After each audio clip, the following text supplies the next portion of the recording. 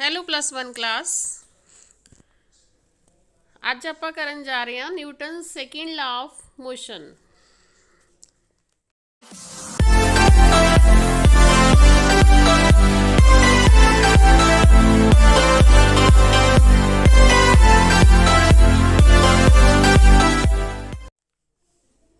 Newton ਦੇ second law of motion ਦੇ according rate of change of linear momentum ਤੁਸੀਂ पिछली वीडियो च पढ़ चुके हो।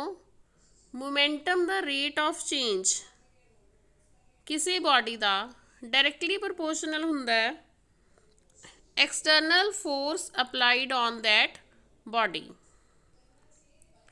See the statement,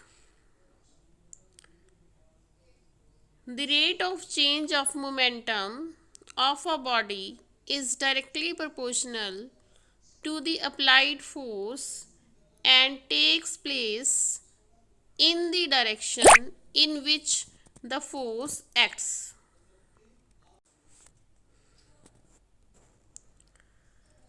Force is directly proportional to change in momentum upon time taken. किन्ने टाइम च मोमेंटम चेंज हुंदा है?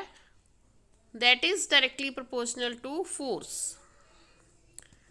If force F changes the velocity of a body of mass m from v to v plus delta v, ठीक है, अपने कोल कोई body है जिसका मास है m, फोर्स लगाया f, then ਉਹਦੀ velocity चेंज होगी v तो v plus delta v होगी, मतलब delta v ਉਹਦੇ ਵਿੱਚ चेंज आ गई। then its initial momentum p is equal to mv, ठीक है, मोमेंटम हुंदा है m इंटू वी, फोर्स लगाने नाल मोमेंटम की हो जाएगा delta p will be equal to m into delta v। Newton दे सैकेंड ला दे अकॉर्डिंग फोर्स डायरैक्टली प्रोपोर्शनल है rate of change of momentum, देखो delta p upon delta t। then directly proportional दी आपां हटाण लई एक कॉन्सटेंट लगांदे हुंदे आ। इस केस च आपां कॉन्सटेंट लगाया k, right, this k is constant of proportionality.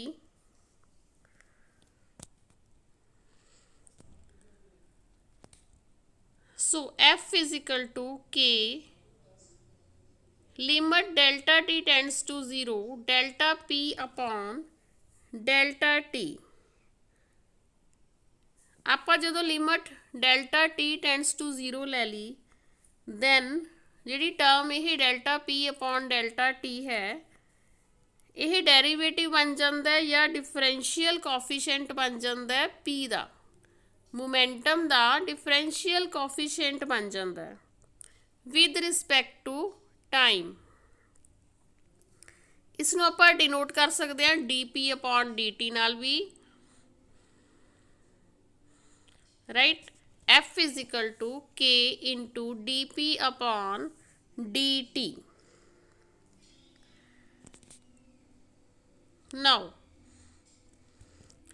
p की है, this p is equal to m into v,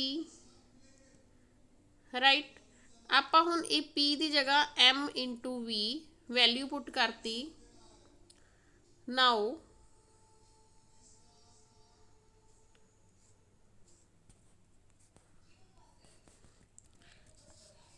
m constant है, किसी बॉडी दे आपां फोर्स लगा रहे हैं, ਉਹਦਾ मास तो चेंज नहीं हुंदा, ਉਹਦੀ वेलोसिटी ही चेंज हुंदी है। सो आपां k कॉन्सटेंट नाल ही m कॉन्सटेंट बाहर ले लिया, तो डेरीवेटिव किहदा होएगा क्वांटिटी v दा, dv अपॉन dt, ठीक है। अपने कोल f आ गया km into dv upon dt।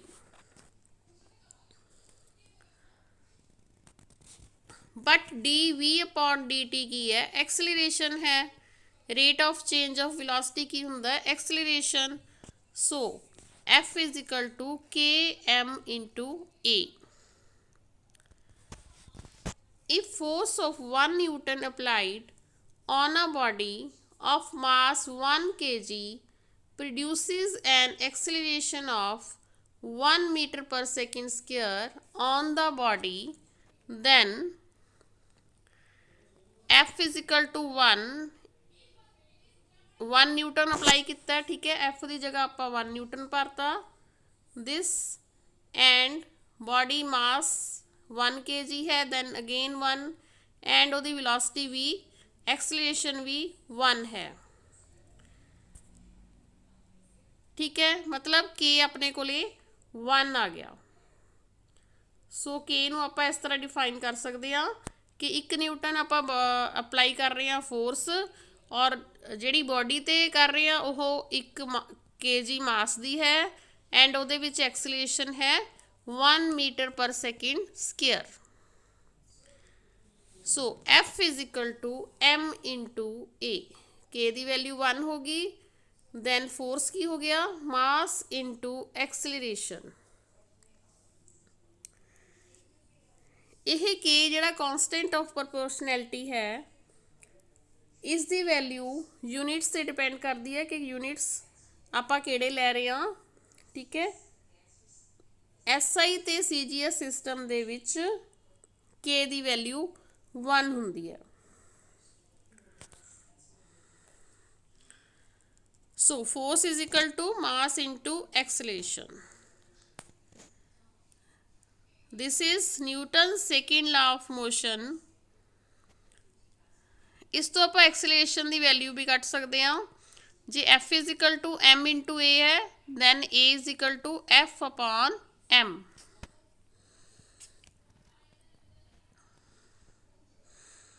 The acceleration produced in the body is directly proportional to the force acting on it and inversely proportional to the mass of the body, ठीक है। Acceleration सीधा depend करेगा force पे and inversely depend करेगा mass of that body. Force vector quantity है, मास scalar quantity है, acceleration भी vector quantity है। फोर्स की डायरेक्शन एक्सलरेशन की डायरेक्शन दे सेम होएगी।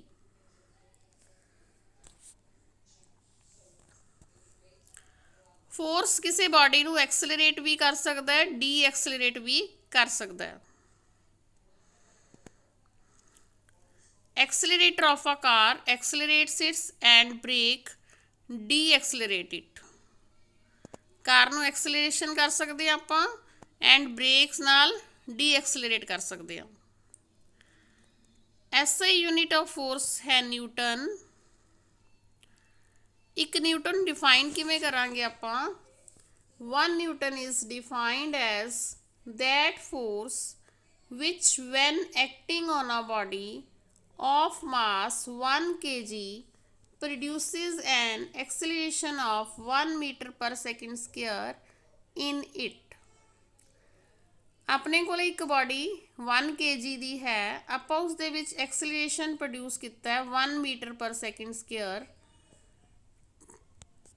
इन्ना एक्सलेशन 1 kg बॉडी ते प्रोड्यूस करन लई आपां नूं 1 न्यूटन फोर्स रिक्वायर्ड होएगा। Place an 100 gram on your outstretched palm. The force you feel is nearly 1 Newton। ये एक्टिविटी है।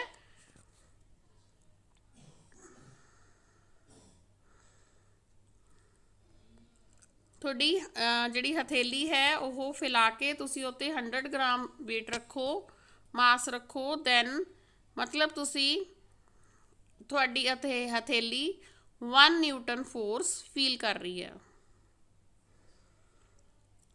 सेकेंड लॉ दे कुछ इंपॉर्टेंट पॉइंट्स हैं दैट आर, जे F 0 होए दैन A 0 होएगा। यह की इंप्लाई करता है फर्स्ट लॉ नूं। फर्स्ट लॉ ने यही कहा सीगा कि अनटिल एंड अनलैस फोर्स आपां अप्लाई नहीं करते हैगे ਤਾਂ ਬੋਡੀ ਮੋਸ਼ਨ 'ਚ ਨਹੀਂ ਆਉਂਦੀ ਹੈਗੀ। ਠੀਕ ਹੈ, ਸੈਕਿੰਡ ਲਾ ਤੋਂ ਵੀ ਫਸਟ ਲਾ ਆਪਾਂ ਨੂੰ ਪਤਾ ਲੱਗ ਰਿਹਾ ਹੈ, ਜੇ F 0 ਹੈ ਤਾਂ A ਵੀ 0 ਹੋਏਗਾ। सेकेंड ला वेक्टर ला है, it is equivalent to 3 equations, 1 for each component of the vector. देखो किस तरह आप एक्स कंपोनेंट लेने एफ दा, f x will be equal to D p x upon D t and ultimately this is equal to M a x. ठीक है, acceleration का भी आप एक्स कंपोनेंट लवांगे, f y will be equal to D p y upon D t, that will be equal to M into A Y. F Z is equal to D P Z upon D T is equal to M A Z. This means that if a force is not parallel to the velocity of the body but makes some angle with it, it changes only the component of velocity along the direction of force. Right? Force parallel नहीं हैगा velocity दे, body दी जिस direction च velocity है उस दे parallel force नहीं हैगा, but कोई angle बना रहे है। ठीक है, तो वो पूरी दी पूरी विलोसिटी उस डायरेक्शन चेंज नहीं करेगा, उस विलोसिटी का कंपोनेंट चेंज करेगा। कंपोनेंट किस डायरेक्शन चेंज होएगा? फोर्स की डायरेक्शन। जिस डायरेक्शन आप फोर्स लगावांगे उस डायरेक्शन विलोसिटी चेंज होएगी। The component of velocity normal to the force remains unchanged. For example, in the motion of a projectile under the vertical gravitational force, the horizontal component of velocity remains unchanged. और यही equation F is equal to dp upon dt is equal to m a single point particle ਲਈ ही applicable है। It is same for a rigid body or even more generally to a system of particles। ठीक है, जे आप rigid body लेने ਉਹਦੇ ਲਈ भी apply कर सकते हैं, या पार्टिकल्स अपने को पूरा एक सिस्टम है, नंबर ऑफ पार्टिकल्स है, उस पर भी अप्लाई कर सकते हैं। In this case m refers to the mass of rigid body or total mass of the system of the particles and refers to the acceleration of the center of mass of the system।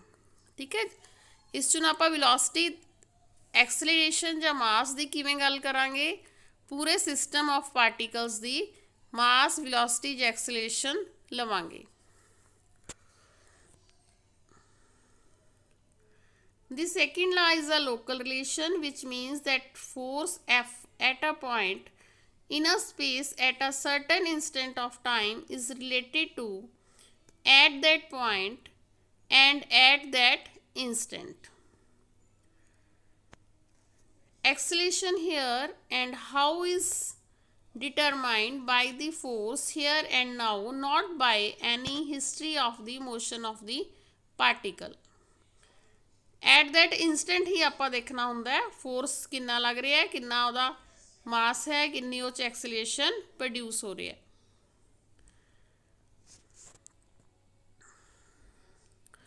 So students ये सीगा अपना Newton second La, and ये नाल ही मैं थोड़ी एक होर गल समझाना चाहांगी। सपोज अपने को दो बॉडीज़ हैं, डिफरेंट मासिस है उन्हां दा, पहला एट रेस्ट सी, फिर आपां इन्हां ते एक फिक्स फोर्स लगाया, मतलब दोनों बॉडीज़ ते आपां बराबर फोर्स लगाया। ठीक है, जिहड़ी हल्की बॉडी होएगी वो जल्दी स्पीड फड़ लेगी हैवीयर बॉडी नालों, बट एट द एंड मतलब जिन्ने टाइम इंटरवल ਲਈ ਆਪਾਂ फोर्स लगा रहे हैं ਨਾਲ जिन्ने टाइम इंटरवल ਲਈ ਉਹ मूव कर रही है उन्ने टाइम ਦੇ ਵਿੱਚ ਉਹਨਾਂ ਵਿੱਚ ਲੀਨੀਅਰ मोमेंटम सेम होएगा। ठीक है, ਆਪਾਂ बेशक फोर्स भी बराबर लगाया बट मास फर्क सीगा, बट ਉਹਨਾਂ ਦਾ ਲੀਨੀਅਰ मोमेंटम सेम होएगा। मतलब the same force applied for the same time causes the same change in linear momentum in bodies of different masses. Right? This was the second law of Newton. So write down on your notebooks and make it learn. Thank you, beta.